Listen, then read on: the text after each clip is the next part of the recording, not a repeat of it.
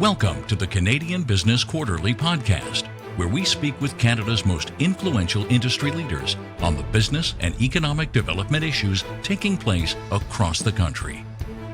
You can stay up to date with all of our content, including our publications, newsletters, and podcasts by visiting www.thecbq.ca and clicking on subscribe. Today's guest is Joel Dumont, Principal of Enduro Construction. Enduro Construction was established in 2022 by Fred Roberge and Joel Dumont. Being cousins and having grown up closely together, they always envisioned going into business together, focusing on real estate. Now, 2 years later, they have successfully completed over 40 projects and are on the path to building one of Vancouver's leading construction companies. Joel, thanks for joining us today. Thanks for having me. All right. So firstly, why don't you take us through the background of Enduro Construction? Yeah, so like you said, we started 2 years ago and we were here based in Vancouver, British Columbia. I've been in construction for over 15 years and finally had the opportunity to find a partner to start a business with. So here in Vancouver, we're focusing mostly on commercial and residential construction. And we're 2 years into growing this business. So just the beginning of a long story. Okay. At the moment, you're not specific. You guys are acting as general contractors at the moment? That's right. We're general contractors and construction managers. Okay. So we work directly with the clients and with the consultants, and we hire a team of subcontractors to do the projects with us. Okay, perfect. Why don't you give us an overview of the industries that you serve? Yeah, so like I mentioned, we do mostly commercial and residential construction. So on the commercial side, we focus mostly on tenant improvements, which includes, office, retail, hospitality, restaurants, institutional, some technical labs and science labs and technical projects. And on the residential side is mostly renovations, additions, and we just recently got our builder's license. So The next step is going to be going into development from the ground up. I think when we initially spoke with you, you had told us that you're in the neighborhood of somewhere between 10 to 15 projects per year and growing. So do you want to take us through some of the work that you're doing currently? Yeah, so some projects are a bit smaller, but we are on track for about 15 to 20 projects this year. A few of them a bit larger scale. Yeah, some of the stuff we got going on right now is we do quite a bit of work at UBC. So we have a couple labs that we're working on right now, multiple classrooms that are a bit smaller scale. We're doing a office renovation downtown here in Vancouver. We've completed a few cannabis retail stores, and we have a few lined up for 2024 and 2025. And something that's kind of been trending on the commercial side is gender neutral washrooms. So we are in the process of completing a project at UBC, and we have another one lined up for the city of Burnaby coming up. So has UBC sort of turned into a primary client for you guys as you continue to grow? Yeah, they definitely have, because it's UBC. It's most of the projects are open public tenders. So we managed to kind of make our name through these these public tenders, and we've become one of their preferred contractors. So we're getting invited on some of their smaller jobs to bid on them. So definitely has become one of our bigger clients since we started.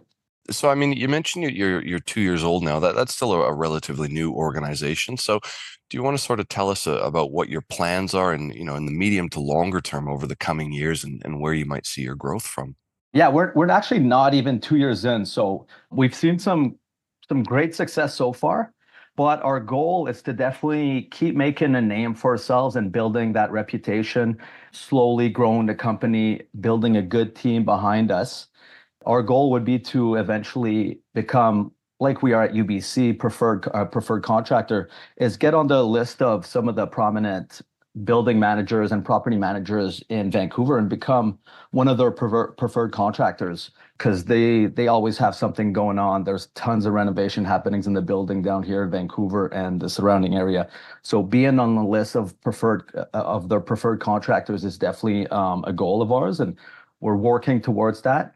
And like I mentioned, one of our next big goals here is to get into development. So that means for us to actually purchase a piece of land or a piece of property and develop it from the ground up as the owner, developer, builder, construction company, doing everything from start to finish, and just keep working on growing the team, growing the keep making a good name for ourselves, and keep servicing the Vancouver and Lower Mainland area. And so why don't you take it? I mean, Vancouver's a bit of a unique market because it's locked in by the mountains. So what's happening sort of at an industry level over in that city, and I guess in the greater province of BC? Yeah, well, that's a good point, because like you said, it is locked in between, mountains and ocean.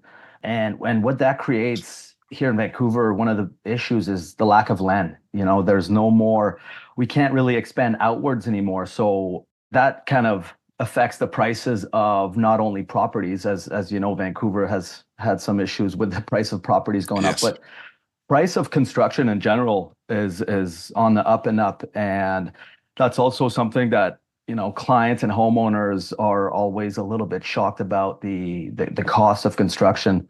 And here in Vancouver, not only is it due to the limited space that we have, but similar with other cities around the world, is the cost of materials have been going up and labor is becoming harder to find.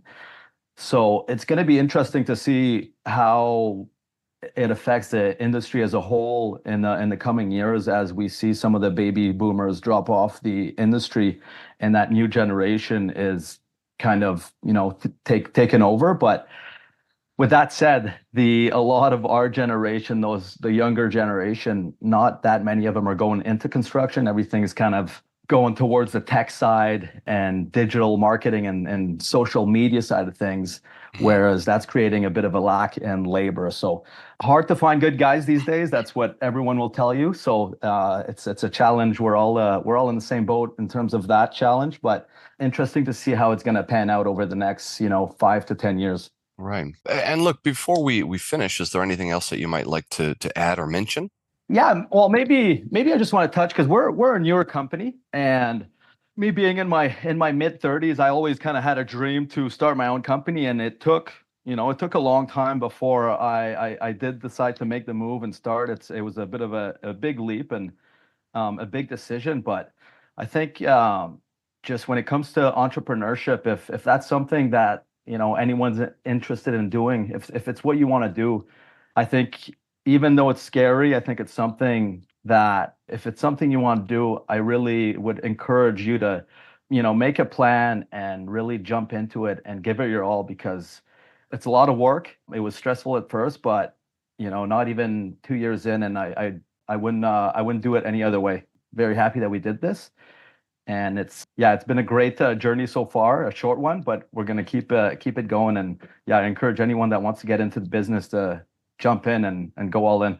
Excellent. Well, Joel, thank you very much for your time today. Awesome. Thank you, Jesse.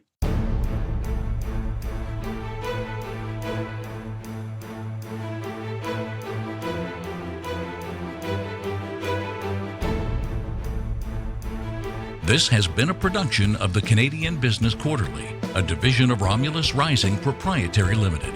All rights reserved. You can stay up to date with the Canadian Business Quarterly, including our publications, newsletters, and podcasts by visiting www.thecbq.ca and clicking on subscribe.